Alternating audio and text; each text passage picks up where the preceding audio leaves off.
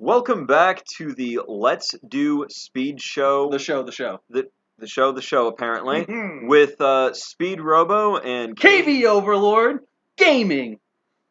And That's me. what is our topic today, Mr. Overlord? Oh, it's those producers, those people that want the bling, the money. They want the money from the games that we buy because we're addicted to crack and cards, which are also crack, which you can use and make those little lines and swipe that stuff.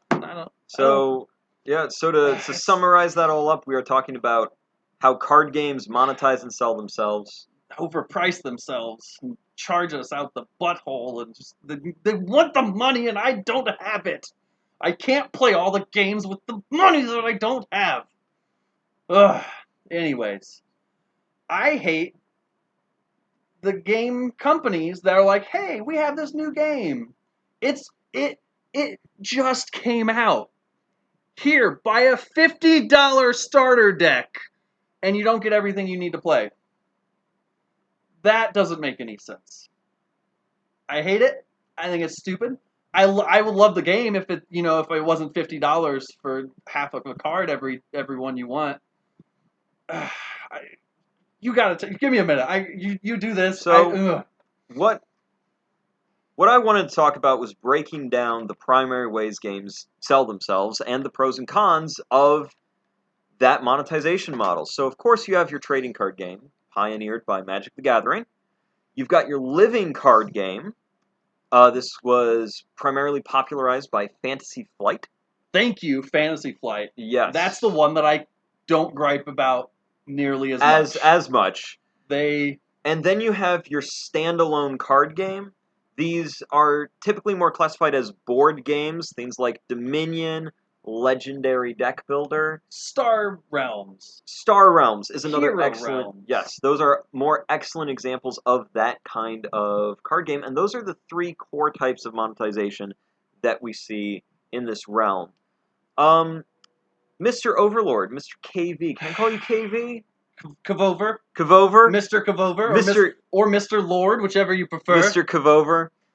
How do you feel about the trading card game business model? They're fucking bastards. Dirty, money-hungry, grubbing bastards, but I love their games and I love opening those packs and smelling the cards and then...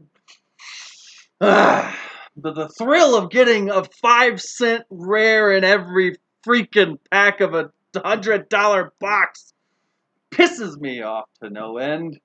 That's why I don't like trading card games, because it's a scam.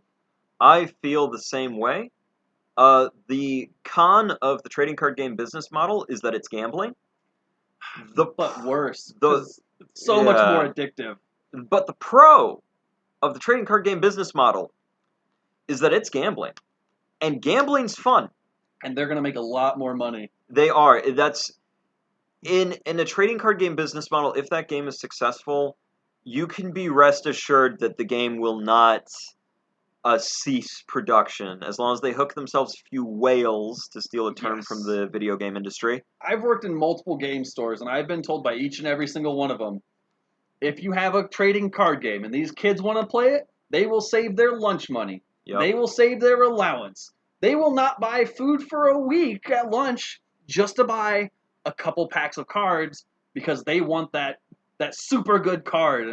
And you as a store owner, you're like, give me the money, but I know you're not going to get it. Yeah. But I want the money because it's not their fault. They own it. But you get what I mean. The store owners are not the people that are the problem here. No, it's definitely I have a product, everyone wants what's in it, but you can't have anything good.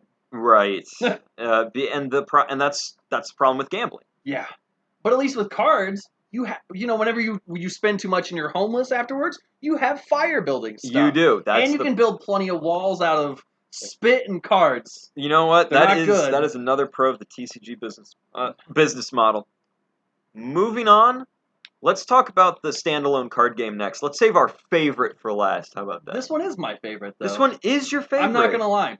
Hear me out. All right. Card games, like, we'll go with Epic, for instance. So You can buy that one box. I don't know how much it is, 10, 15?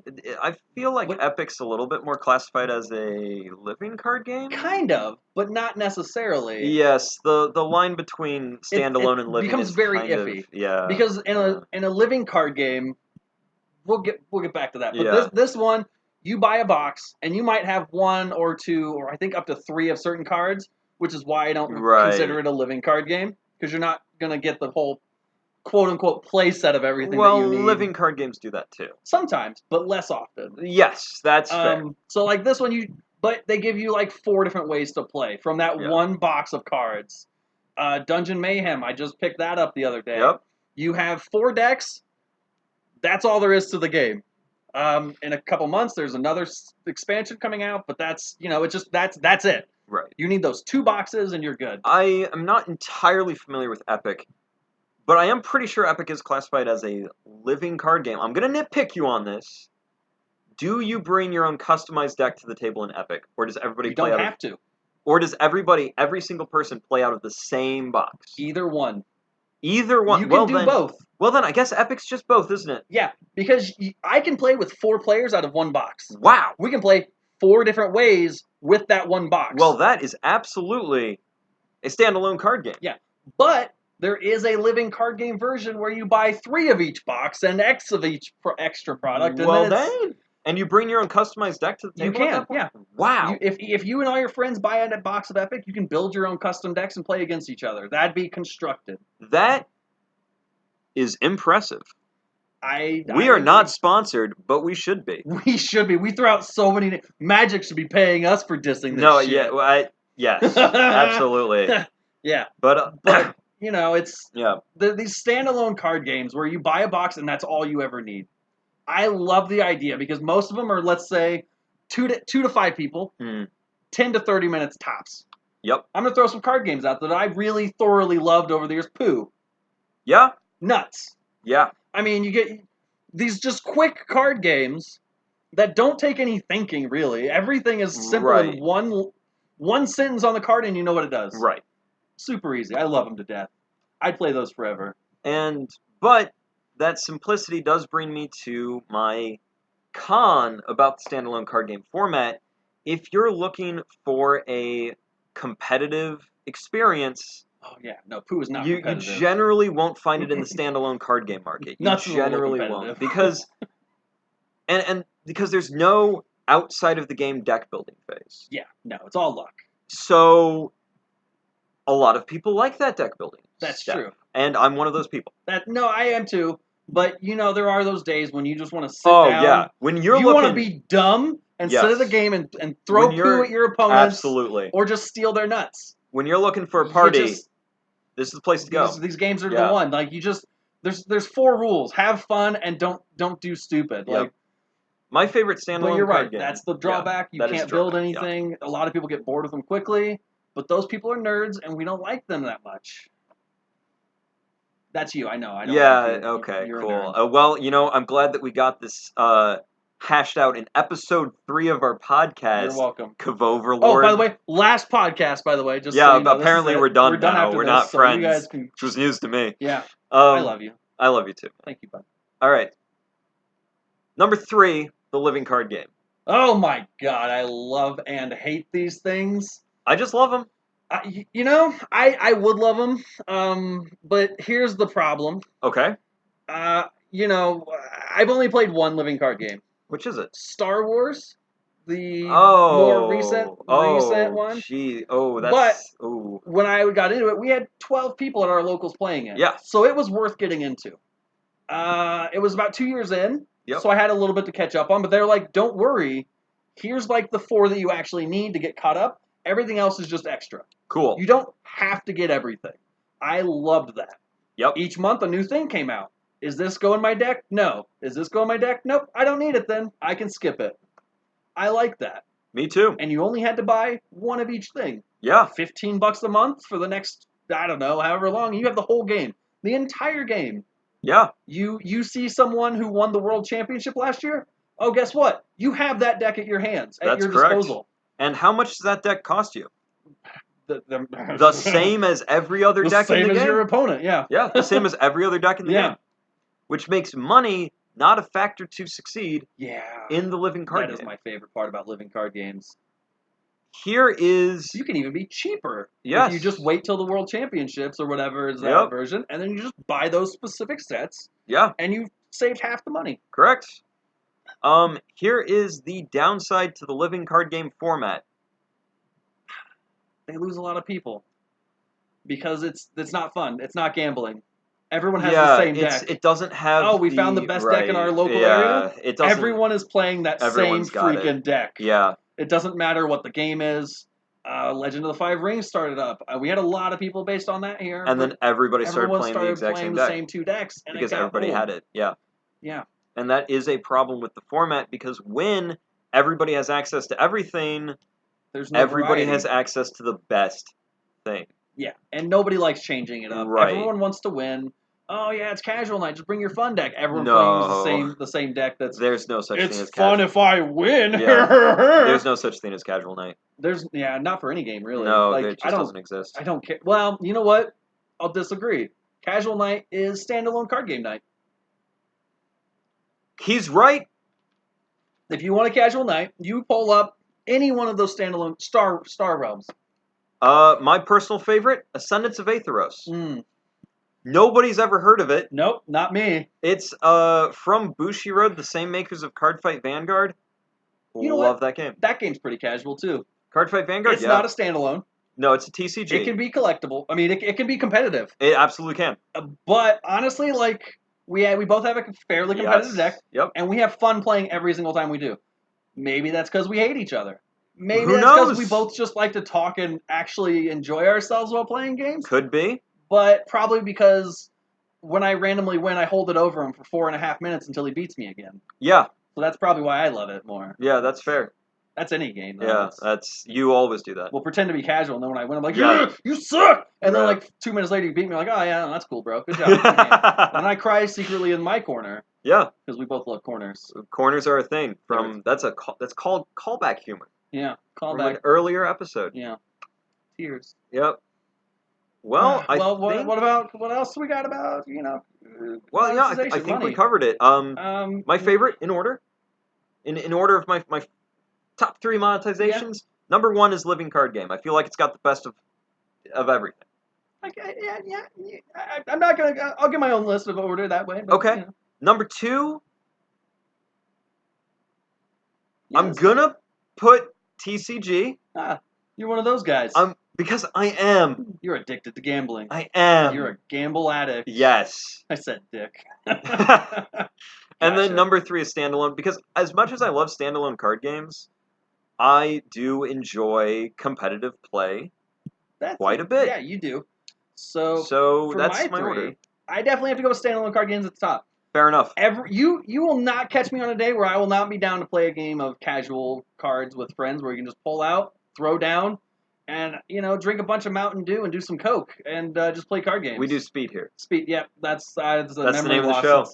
It's all the weed. It's memory loss. We don't do weed. Yep. No, we don't. It's the speed because let's do speed show. So let's do speed show. But yeah, no, definitely standalone card games. I enjoy them. I think they're fun. Everyone can play. It doesn't matter age-wise generally.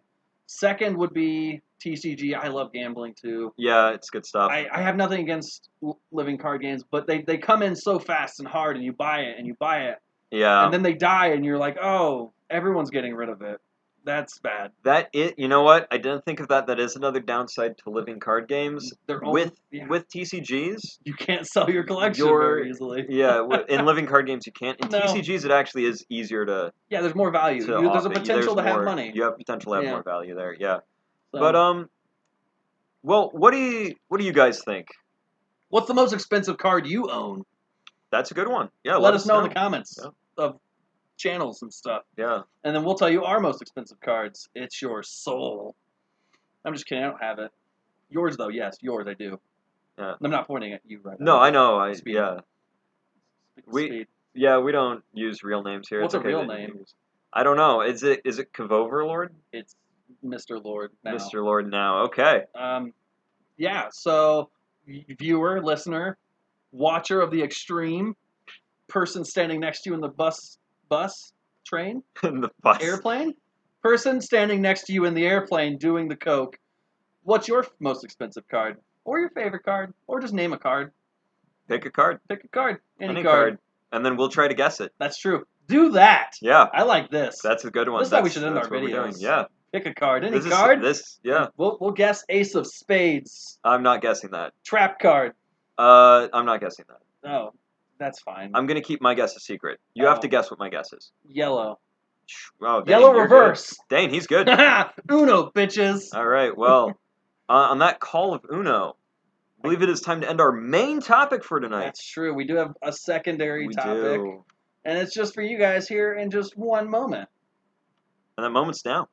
Peace out for a moment.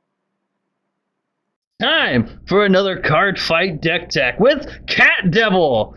When you ride this cat, that's not a horse, it's a cat. But when you ride it, you draw a card like every other card fight leader that you should use. If it doesn't, you're probably playing the game wrong. 4 heals, you got that. I see a couple. Oh wait, hold on. Here we go. A lot of different. This is a draws. They draw cards. This is a front card. It's a big kitty cat. Sorry, I should probably put these up here. Kitty cat. You can read the names. Here's this other kitty cat. These are cats. It's all cats and devils. And this is a cat. You may not be able to tell, but Azuna is a cat. It's the fox taming cat. That's also a cat that draws front cards. And then here's more draw.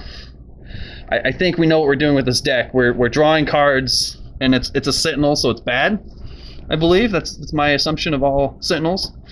I don't know why people buy them and play them. They're just bad cards, but here we go. Here's a cat. Her name is Stealth Beast, but I can clearly see you. You're not that stealthy.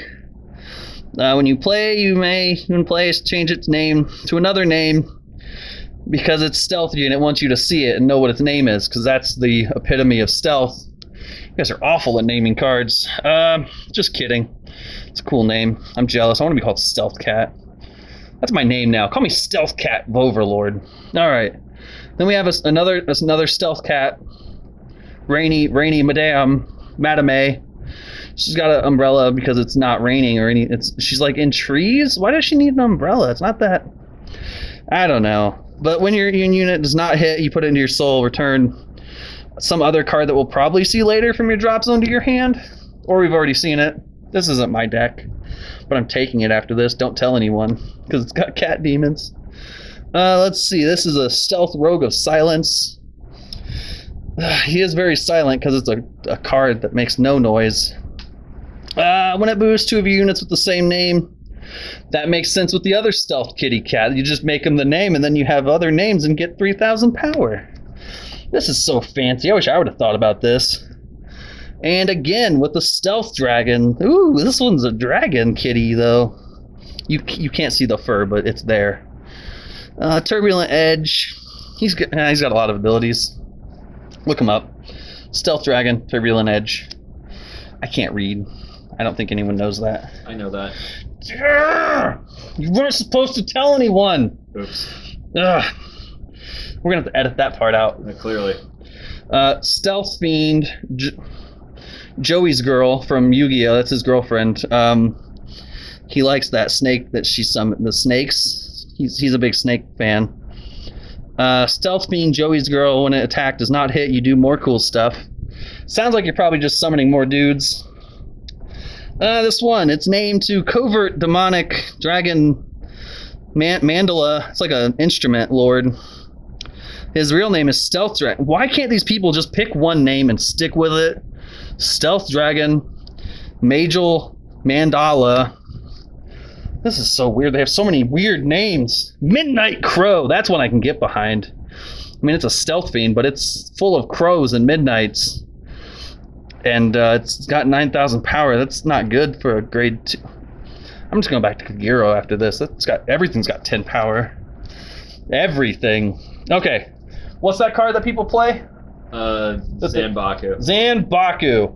I don't play it because I don't have this deck, but neither does anyone else that's good at this game. You'll play this card instead. It's shiny, so it's automatically better than Zanbaku. No, that's not the one you play instead of Zanbaku. You play both of them. Instead of okay. This is instead of Zanbaku, and it's Fantasy Petal Storm Shira. She's pretty cool. And this is also played because you play 8 Shubakus. Sure. Zambikos? Yeah. You play 8 Zambikos, so this guy replaces Zambiko as well. His name is Covert Demonic Dragon Mandala Lord. He plays on the drums despite the name Mandala. And he's not a man at all. It's a woman. This is a woman demon dragon. It's a woman. I'll have to check that later. That's I think you guys got the gist. If you don't know what these cards are, seriously, why are you watching this deck tech? But oh right, to learn how to play the game better because y'all noobs. I'm out. And speaking of learning to play the game better, I'd like to explain part of my choices on this deck design. I play good too. And why I built it the way I did. So, I've never been a fan of Zanbaku. I found his cost to always be more expensive than it was worth. So I'd been playing Mandala since Murakumo came out. Now, once I saw Shiryuki being Soul Blast focused, I was like, oh, well, it's just Mandala's time to shine, isn't it? Because he's Soul Charges. And that's the main reason why I've kept them together. Additionally, Mandala's ability to boost your field's power synergizes very well with Shiryuki going for an aggressive push, or allows you to maintain aggression while saving back your Shiryukis for defense. An option that you don't really get to have in Zanbaku. So that is why I built the deck the way I did. Some of the other important cards are, of course, the Shiryuki Playmakers, as you're going to be focusing a lot on Shiryuki in this deck. So make sure that these are the cards that you're cloning with your Mandala clone skill. I've been Speedrobo with KVOverlord, and thank you all very much for watching. I hope that you learned something new. We will see you next time. Peace.